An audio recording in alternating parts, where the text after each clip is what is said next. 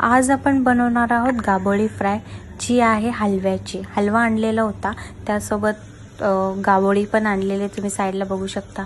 हलवा पण आहे, मच्छी आणलेली होती। आता ह्याला मस्त वॉश करून घेतलेली आहे आणि आता मध्ये अद्रक लसूणची पेस्ट टाकणार आहोत, थोडीशी हळद आणि इथे मी आगरी मसाला यूज करते, तो टाकायचा आहे। आणि आता ह्याला चांगलं मिक्स करून घ्यायचं आहे आणि चवीप्रमाणे मीठ टाकायचं आहे आणि ह्याला चांगलं मिक्स करून घ्यायचं आहे।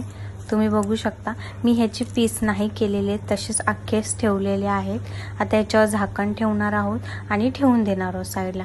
तर आता पीठ करून घेणार आहोत, त्यासाठी मी तांदळाचं पीठ घेतलेलं आहे, थोडीशी हळद आणि इथे आगरी मसाला घेतला, बाकी मी काहीच टाकत नाही। ह्याची रेसिपी पण ऑलरेडी मी पोस्ट केलेली आहे की कसं पीठ बनवायचं ते।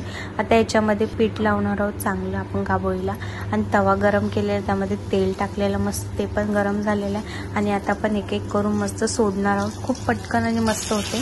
आता दुसऱ्या साईडने पण पलटी करून घेणार आहोत, थोडंच तेल टाकायचं आणि फ्राय करून घ्यायचे, मस्त फ्राय करू द्यायचे। आतमधलं जे आहे ते पण शिजलं पाहिजे गाबोळी।